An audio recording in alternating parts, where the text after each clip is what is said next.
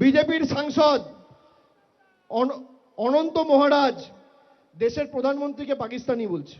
আমি বলছি না, কে বলছে? বিজেপির সাংসদ বলছে। শুনবেন? দাঁড়ান, ভিডিওটা নিয়ে এসছি, চালাই। অভিষেক ব্যানার্জি বলছে না,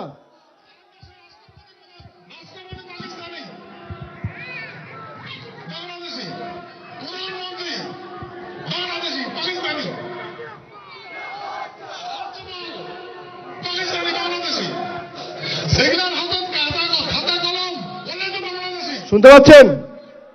আবার চালাচ্ছি আর একবার শুনুন।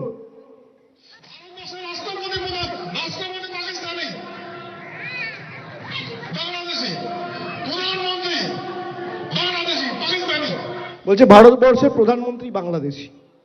আমি বলছি না, বিজেপির এমপি বলছে। বিজেপির এমপি বলছে যে ভারতবর্ষের রাষ্ট্রপতি পাকিস্তানি আর ভারতবর্ষের প্রধানমন্ত্রী বাংলাদেশি। যে বিজেপি এমপিকে বিজেপির এমএলএরা ভোট দিয়ে নির্বাচিত করে রাজ্যসভায় পাঠিয়েছে, সেই বিজেপির এমপি অনন্ত মহারাজ ভারতবর্ষের প্রধানমন্ত্রীকে পাকিস্তানি আর বাংলাদেশি বলছে। এরা বাংলাদেশ নিয়ে বড় বড় ভাষণ তোলে, বড় বড় কথা বলে, বড় বড় হম্বিতম্বি করে, ধমকি দেয়, চমকায়। এই বিজেপির নেতা শুভেন্দু অধিকারী তিনি বলছেন মোহাম্মদ ইউনূসে বাংলাদেশের সরকার ভালো। শুনবেন? আমি তথ্য ছাড়া কথা বলি না।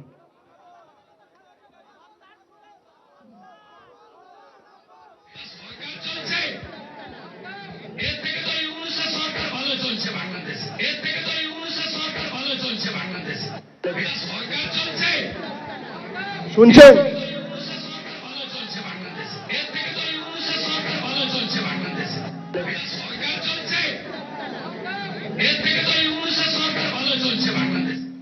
বলছে এর থেকে ইউনূসের সরকার ভালো চলছে বাংলাদেশে, মানে বাংলার সরকার থেকে ইউনূসের সরকার ভালো চলছে বাংলাদেশে।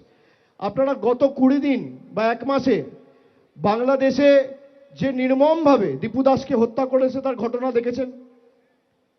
আর বিজেপির নেতা যার নেতৃত্বে হিন্দুদের মারা হচ্ছে তাকে সার্টিফিকেট দিচ্ছে। এই হচ্ছে বিজেপির হিন্দুত্ব।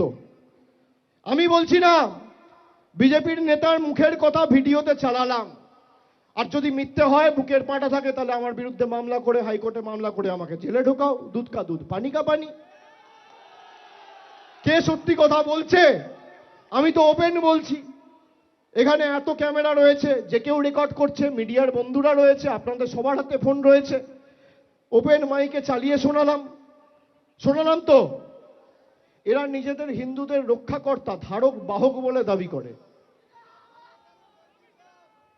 যারা মা দুর্গার বংশ পরিচয় নিয়ে প্রশ্ন তোলে, যারা রবীন্দ্রনাথ ঠাকুরকে রবীন্দ্রনাথ সান্যাল বলে, যাদের নেতৃত্বে ঈশ্বরচন্দ্র বিদ্যাসাগরের মূর্তি 2019-এ ভাঙা হয়েছিল, যাদের বাংলার সভাপতি এবং বর্তমানে কেন্দ্র সরকারের রাষ্ট্রমন্ত্রী সুকান্ত মজুমদার স্বামী বিবেকানন্দকে অজ্ঞ বামপন্থী প্রোডাক্ট বলেছিল, যারা বাংলার কৃষ্টি সংস্কৃতিকে আক্রমণ করে, তারা বাংলা বাঁচাবে? যারা দিল্লির দালালি করে, দিল্লির নেতাদের জুতো চাটা ছাড়া আর কোনো কাজ নেই, যাদের খালি বাংলার মানুষের টাকা আটকে দিল্লির নেতাদের কাছে নাম্বার বাড়ানো যাদের একমাত্র কাজ, তারা বাংলার সম্প্রীতি রক্ষা করবে? তারা বাংলার মানুষকে জল দেবে, কল দেবে? আপনি শুনে রাখুন। আর একটা ঘটনা আপনাদের সকলকে বলি। বালুরঘাটের সাংসদের নাম কি? সুকান্ত মজুমদার।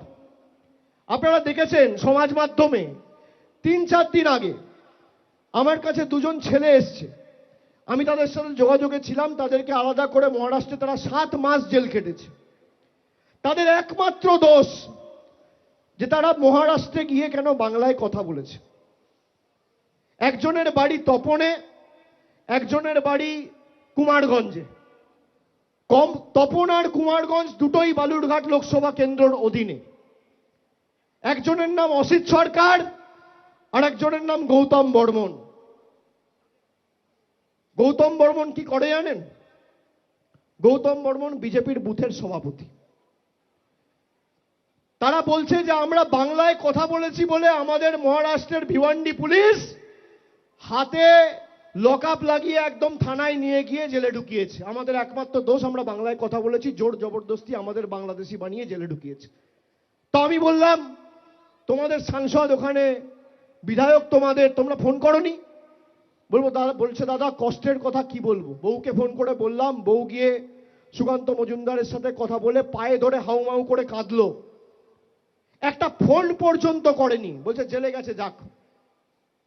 আরে মহারাষ্ট্রের সরকার বিজেপির, বালুরঘাটের সাংসদ বিজেপির, দুজনে সহকর্মী, একটা ফোন করে আপনি বলতে পারেন না যে আমার এলাকার একটা মানুষকে অন্যায়ভাবে বাংলাদেশি বলে আখ্যায়িত করে জেলে ঢুকিয়েছেন, এটা আমরা মানব না, তাকে ছাড়ুন।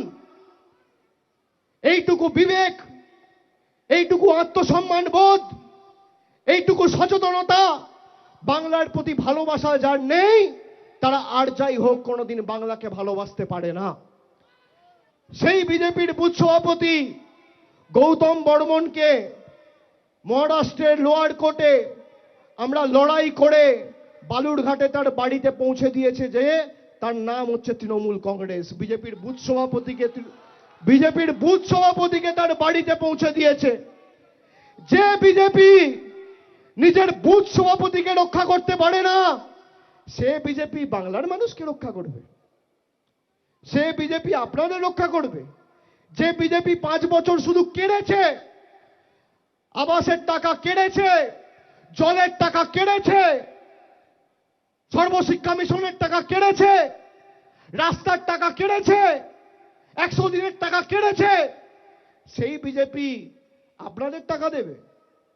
আজকের দিনে দাঁড়িয়ে এই মুহূর্তে বাংলার বকেয়া পাওনা দিল্লি কেন্দ্রের সরকারের কাছে প্রায় 2 লক্ষ কোটি টাকা। বিজেপির নেতারা এসে বলছে যে বিজেপি জিতলেও আমরা লক্ষ্মীর ভান্ডার দেবো সবাইকে। আমি এই মঞ্চ থেকে আর একটা চ্যালেঞ্জ ছুড়লাম, বাপের বেটা হলে চ্যালেঞ্জ অ্যাকসেপ্ট করবেন। বাংলা বাদ দিন, পাশে ত্রিপুরা আপনারা ক্ষমতায়, আসাম আপনারা ক্ষমতায়, মেঘালয়ে আপনাদের সরকার, এনডিএ সরকার, আপনাদের সরকার রাজস্থানে, মধ্যপ্রদেশে আপনারা ক্ষমতায়, উত্তরপ্রদেশ আপনারা ক্ষমতায়, উত্তরাখণ্ড আপনারা ক্ষমতায়, ছত্তিশগড় আপনারা ক্ষমতায়। মমতা বন্দ্যোপাধ্যায় বাংলার 2,30,00,000 মহিলাকে কোনো প্রশ্ন ছাড়া, কোনো এলিজিবিলিটি ছাড়া, কোনো বাধ্যবাধকতা ছাড়া সবাইকে প্রতি মাসে 1,000 টাকা করে লক্ষ্মীর ভান্ডার দেয়। আপনি 12টা 15টা রাজ্যের মধ্যে একটা রাজ্যে যদি বাস্তবায়িত করে দেখাতে পারেন, অভিষেক বন্দ্যোপাধ্যায় রাজনীতি করবে না। একটা রাজ্যে আমরা সবাইকে দিয়েছি। এরা ঘোষণা করেছে, বিহারে বলেছিল ক্ষমতা এলে 2 লাখ টাকা দেবো, 10,000 টাকা দিয়ে কেটে পড়েছে, আর দেখানি।